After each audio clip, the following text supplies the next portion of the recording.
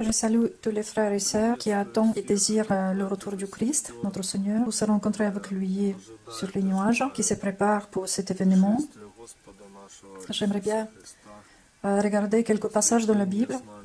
Est-ce qu'il y a un espoir qu'il y aura cet enlèvement de l'Église et par quelle manière ça peut se passer?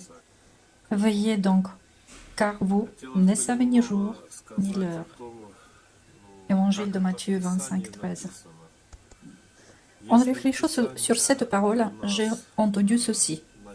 Puisque vous ne connaissez pas ni jour ni l'heure, soyez attentifs. Je vais vous appeler. Je vais vous appeler. Soyez attentifs. Encore une fois. Soyez attentifs. Veillez. Je vais vous appeler. À travers de toute la Bible, on voyait la même parole, que Dieu il a parlé aux gens, même à l'époque, comme il n'y avait pas de Bible, ni Nouveau, ni Ancien Testament. C'est exactement pour ça. Abraham, elle était appelée un ami de Dieu, parce qu'il a fait des actes qui ont manifesté sa foi en Dieu. Et ce qui est étonnant, comment Abraham il a pu le faire. Au moment de l'Ancien Testament, il n'y avait pas d'Internet, il n'y avait pas de journaux, il n'y avait pas de magazines où nous avons pu se renseigner. Comment Abraham il a pu entendre la voix de Dieu? Mais Abraham était toujours avec Dieu. Il a marché devant le Dieu. Il a écouté sa voix. Il faut être né de nouveau, entendre la voix de Dieu.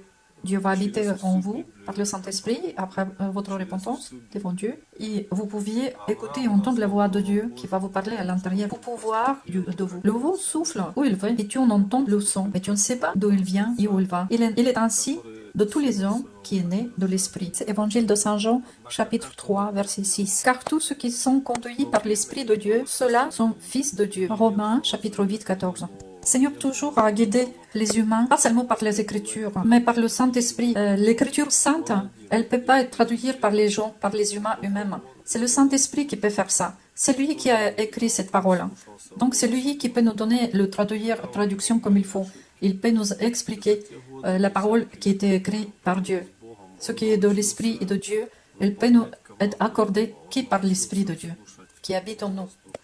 Également, le Lazare qui était ressuscité. Il était ressuscité par le touche de Saint-Esprit, qui a lui touché par rapport selon la parole de Jésus. Également, comme le Moïse a monté pour recevoir la parole de Dieu pour le 10 commandements, il n'a reçu pas que le 10 commandements qui étaient écrits sur des tables de pierre. Non, il a reçu tout complètement le renseignement comment il faut vivre selon ces 10 commandements. Avec les moindres détails, il a reçu toutes ces choses par l'Esprit de Dieu, pas par l'Écriture, mais par l'Esprit de Dieu qui lui parlait. Notre foi, elle ne se trouve pas dans la tête, elle se trouve dans le cœur. Comme le chapitre 10 de lettre de Romains, verset 10, il nous a dit « Car du cœur on croit à justice, et de la bouche on fait confession à salut. » Par exemple, on peut savoir sur beaucoup de choses qui te restent, même spirituelles, par exemple, le nom de Antichrist, on peut additionner tous les chiffres pour savoir quel nom elle est. On peut le prévoir. Mais par contre, ce que Dieu il pense à faire, on ne peut pas le prévoir. S'il nous a dit quelque chose dans ses prophéties, oui, c'est vrai. Mais seulement comme cette prophétie est déjà accomplie, qu'à ce moment-là, on commence à comprendre, ah ben voilà, ça a été accompli. C'est ça que Dieu a dit. Dieu est imprévisible parce que c'est lui qui est vrai Dieu et c'est lui qui est le vrai roi. Même si vous possédez toutes les prophéties qui sont écrites dans la Bible et vous connaissez les tous par cœur, vous ne pouvez pas savoir dans quelle démarche ils vont se dérouler. Dieu, il est unique. Il est unique roi. Il est unique dans la monopolie de choisir les événements. Donc, il ne suffit pas connaître par cœur toute l'Écriture. Il faut connaître l'Esprit Saint qui va vous expliquer le passage et le moment qui se passe. Il va vous prévenir à tous les malheurs qui vont arriver et comment et à quelle manière il faut s'en sortir pour ne pas encore renier la venue de Christ qui est déjà à la seuil de nos portes. C'était des sages, c'était des gens qui se considéraient comme très sages et dans ses propres yeux et dans les yeux de tout le monde. Mais comme la Sainte Écriture nous a dit, dans le Nouveau Testament, merci Dieu que tu as caché cette vérité devant ceux qui sont pris pour les sages et tu as découvert aux enfants. Il faut être humble et simple pour pouvoir accepter la parole de Dieu, des fois inimaginable. Il ne faut pas être très fier de nous, il ne faut pas s'épancher sur sa sagesse, mais il faut écouter la voix du Saint-Esprit qui est en nous. Il faut être vraiment humble comme les enfants, et simple comme les enfants. Si en regardant qui a rencontré Jésus à sa naissance, ce n'était pas des sages, ce n'était pas des prophètes de l'époque, ce n'était pas des prêtres, pas des sacrificateurs, c'était Anne qui toujours servait Dieu par les jeûnes et les prières et presque habitait au temple. Et c'était le Simeon qui aussi servait Dieu et attendait le salut de Dieu. C'était 12 êtres humains qui étaient liés avec le temple et avec le Dieu. Mais après, qui a découvert Jésus? C'était des bergers. Et ce n'étaient pas des grands connaisseurs de la Sainte Écriture. Ce qu'ils ont connaissé, c'est seulement être humble et simple. Ils ont vu la gloire de Dieu et ils ont cru. Après, encore, comme illustration, c'est des mages. Des fois, vraiment, les mages des autres pays qui ne croient pas en Dieu d'Israël, ils apportent tous les dons, tous les cadeaux qu'ils ont apportés avec eux. Comment ils peuvent savoir quels dons il faut prendre avec eux? Qu'il faut-il prendre comme cadeau? Vous pouvez être quelqu'un comme eux à ce moment-là, mais si vous êtes ouvert à la parole divine, si vous cherchez Dieu, Dieu il va vous découvrir le chemin et sa volonté, quel cadeau, quel don il a envie de prendre de vous. Qui faut-il apporter vers lui? C'est lui qui va vous dire. Aujourd'hui, j'aimerais bien aussi mentionner le passage de la Bible.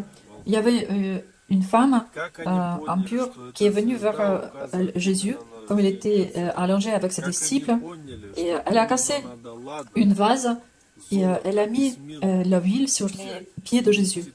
Comment elle a pu savoir qu'exactement à 7 jours, il faut le faire? C'était juste avant la crucifixion de Jésus. Comment elle a pu savoir qu'exactement cette huile il faut apporter pour embaumer ses pieds? Mais pour elle, ce n'est pas l'argent qui a compté. Elle a aimé. C'est l'amour. Elle a donné à Jésus quelque chose qui est très précieux pour elle. Peut-être c'était tout ce qu'elle a possédé, mais elle a donné avec tout son cœur. Et la clé pour cette offrande, c'était sa soumission.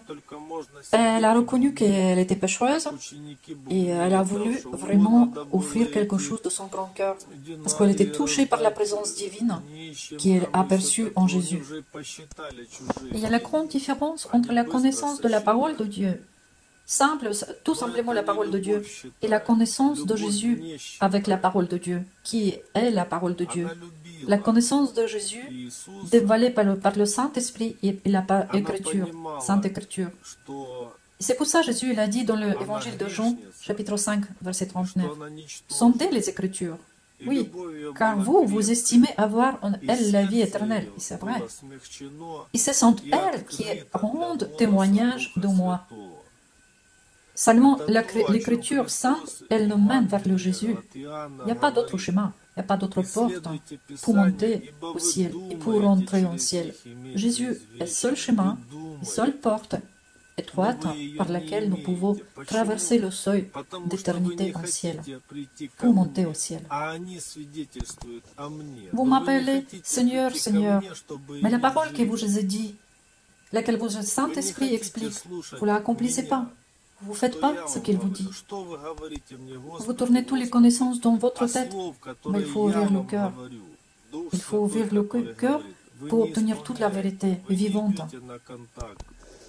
C'est pour ça que nous pouvons prévoir, nous pouvons envisager, compter, supposer qu'un tel jour, un telle date, peut-être Jésus va venir, je pense que ça devrait être ça. Mais si notre cœur est fermé pour Jésus, si Jésus n'a pas de place dans nos cœurs, ça ne sert à rien. Maintenant, en veille de retour du Christ, dans la parole d'évangile de Matthieu 25, c'est écrit que ce n'est pas la connaissance qui vous a dit, c'est la voix qui a entendu. Époux revient, sortez à la rencontre d'époux. C'est la voix qui a dit ça. C'est pour ça que Dieu dit, si vous ne connaissez pas ni jour ni l'heure, je vous le dirai. Je vous le dirai par ma voix. C'est comme avec le Moïse, comme il a monté, la trompette, elle a sonné à ce moment-là. Cette trompette, elle a signifié que le ciel est ouvert. Dieu, il t'invite, tu peux monter, roi t'invite. Tout dépend de l'état de nos cœurs. Si nous avons le cœur doux pour recevoir la parole de Dieu, si nous sommes ouverts à cette parole, comme le Saint-Esprit, il va nous annoncer la nouvelle, on va bien entendre la parole de Dieu. Mais si nous sommes préoccupés de ce monde, au lieu d'attendre et entendre la parole de Dieu, on va entendre que le bruit de tonnerre, comme ça a été avec les disciples de Jésus. Et eux qui étaient entourés Jésus quand il était baptisé dans le Jourdain, ils ont entendu la voix de Dieu, que c'est son Fils bien-aimé, et les autres, ils ont entendu que le bruit de tonnerre. Il y a une grande différence pour les gens qui aiment Jésus. Celui-ci, ils vont entendre la parole divine, et les gens qui n'aiment pas le Dieu, ne cherchent pas le Dieu, ils n'aiment pas le Jésus, ils vont entendre que le bruit. Et quand on va reprendre l'écriture sainte, par exemple le 1er Corinthiens chapitre 1 verset 26, car considérez votre vocation, frères, qu'il n'y a pas beaucoup de sages selon la chair, pas beaucoup de puissants, pas beaucoup de nobles, mais Dieu a choisi les choses folles du monde pour couvrir de honte les hommes sages, et Dieu a choisi les choses faibles du monde pour couvrir de honte les choses. Et Dieu a choisi les choses viles du monde, et celles qui sont méprisées, et celles qui ne sont pas, pour annuler celles qui sont, en sorte que nulle chair ne se glorifie devant Dieu. Et je voudrais vous dire, mes chers frères et sœurs, qu'au début, dans mon rêve, lequel j'ai déjà mis en écoute devant vous il y a quelque temps avant, j'ai été entre les gens qui étaient à la gare pour envoyer en voyage les autres. Moi, je n'ai pas pu me considérer comme quelqu'un qui mérite d'être enlevé. Et quand j'écoute les témoignages des autres, aussi j'ai aperçu que les gens ils sont tellement humbles, ils n'ont pas pu croire qu'ils vont être invités par Dieu pour être enlevés avec l'Église. Il y avait quelqu'un qui a dit que je n'ai pas lu la Bible à l'époque. Vous savez, Dieu regarde le cœur. Moi aussi, je me considérais comme quelqu'un qui ne mérite pas être enlevé et monté au ciel. Et Dieu m'a réconcilié beaucoup en me montrant exactement la parole où il a dit « Non, mon fils, tu es de ceux qui vraiment été ramassé de partout, comme l'évangile de Saint Luc, il nous a dit dans le chapitre 14, verset 23. Et le maître dit à l'esclave, va dans le chemin et le long des haies et contraint les gens d'entrer, afin que ma maison soit remplie. Et ces personnages-là, qu'ils vont être invités à la fin, ils vont venir après tout ce qui était déjà invité avant, mais ils ont refusé de venir. Parce qu'ils ont été préoccupés par ses propres affaires, par les mariages, par les achats, par les constructions, par ses propres imaginations de sa vie. Ils ont refusé l'invitation. Et ceux qui ont été ramassés partout au long du chemin, de la route, qui ont été blessés, handicapés, infirmes, celui-ci, ils vont venir pour remplir le mariage. Ça, c'est déjà le dernier appel, mes chers amis, mes chers frères et sœurs. C'est entre les dernières que moi je suis entré. Il n'en a pas fier d'eux, mais le Dieu, par sa propre miséricorde, il a rempli le festin par nous, par les personnes comme moi. C'est seulement sans mérite de Dieu. C'est sa miséricorde. C'est juste avant une heure, avant comme le jour il va se terminer. Et non, dans le travail, ils ne payent comme tout le monde qui travaillait déjà toute la journée. C'est ça que c'est la bonté de Dieu. Et ces jours, ils vont aimer beaucoup Dieu. Parce qu'ils n'ont jamais pu penser qu'ils vont pouvoir être invités à un tel grand festin comme mariage de fils de Dieu, sa fiancée. Au moment comme les gens ils sont humbles, c'est là où la bienveillance et miséricorde de Dieu il peut agir. Pour les gens qui sont fiers d'eux, Dieu il ne peut pas les aider. Mais aux gens qui sont humbles et simples, Dieu il va les guider, il va leur ouvrir le cœur. Et aux dernières minutes, ils vont accepter cette invitation pour ce mariage. Donc, mes chers frères et sœurs, qui se considèrent comme quelqu'un qui ne mérite pas, je voudrais vous citer la parole de Dieu, qui nous a dit, « Si vous entendez sa voix, n'endurcissez pas vos cœurs, comme dans l'irritation. N'endurcissez pas vos cœurs, pour ne pas que vous périssiez. » Que Dieu vous bénisse par la patience d'attendre le retour du Christ. Et je vais vous encourager pour l'attendre avec la gloire et la joie dans le cœur.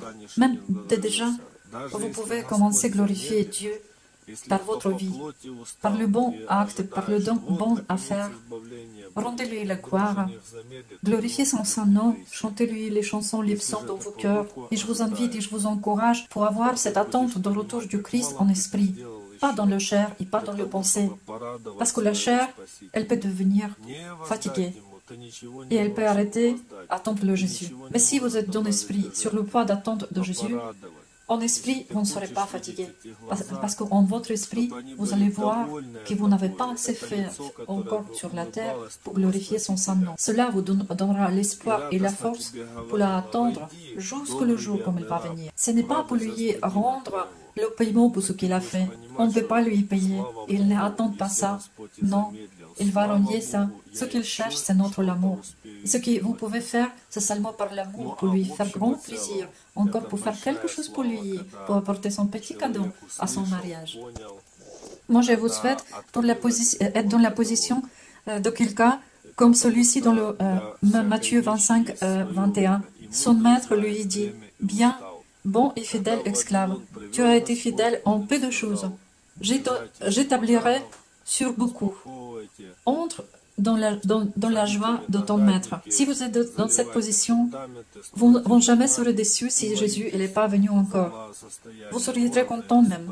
Vous disiez, « Oh, merci Dieu encore, j'ai quelques jours, je peux faire quelque chose ce que je n'ai pas pu faire juste avant. J'ai tardé. Et maintenant je sais que mon maître arrive. Il faut que je me dépêche pour faire quelque chose comme plaisir pour lui. » Mais en général, c'est la grande gloire de Dieu. S'il y a quelqu'un qui a entendu, compris, caché dans le cœur, s'aimer ses graines de sémence dans son cœur, et dans de bons maçons après, c'est la grande gloire pour Dieu, qui prépare nous, petits enfants de Dieu, pour engendrer le royaume du ciel. C'est la grande gloire de Dieu, pour notre compréhension, toutes ces choses-là. Parce qu'il faut avoir la compréhension des temps. Il y a des temps pour venir en Babylone et pour s'installer là-dedans, pour bâtir des maisons, pour s'aimer la sémence. Mais il y a le temps, comme à la sortie d'Égypte, il faut manger debout. Il faut avoir la ceinture sur ses reins et être prêt pour se mettre en route dès que Dieu va partir devant nous. Et ici, n'est pas le même moment pour bâtir les maisons, pour s'aimer la sémence. C'était une autre façon de vivre, une autre façon d'agir en écoutant Dieu. Moi, je vous souhaite être très, très sensible à la voix de Dieu. Même, comme il a dit, la cigogne dans les cieux connaît sa saison. Et la tourterelle et hirondelle et la grue prennent garde au temps où elle doit venir. Donc, je vous souhaite encore de plus, veillez en esprit, quand le moment va venir, comme Dieu va vous appeler, comme Dieu va vous dire, « Allez, mon enfant, c'est le temps de partir. » Mais je vous souhaite être entre eux, qui sont en train d'ajuster ces lampes. Il n'y en a pas beaucoup, car la Sainte Écriture nous a dit qu'il y a beaucoup d'invités, mais il y aura très peu de gens qui vont rentrer dans la joie du Seigneur. Prenez en garde la parole de Dieu qui nous a dit et qui nous a avertis. Mais quand le Fils de l'homme viendra, trouvera-t-il de la foi sur la terre? Moi, je vous souhaite d'allumer vos lampes, de mettre l'huile de la foi, de le Saint-Esprit pour qu'il brûle, d'enflammer vos cœurs par l'amour de Dieu et d'être celui-ci qui a la foi en Jésus-Christ, en son retour et en son amour vers nous. Comme les yeux des serviteurs regardent à la main de leur maître, comme les yeux de la servante à la main de sa maîtresse. Ainsi, nos yeux regardent l'Éternel notre Dieu, jusqu'à ce qu'il use de grâce envers nous. Que Dieu vous bénisse, être en écoute, et que Dieu vous bénisse. Peut-être il y a quelqu'un qui va pouvoir apprendre, écouter le Dieu. Dépêchez-vous, il y a encore un peu de temps. Dépêchez-vous, des choses fortes.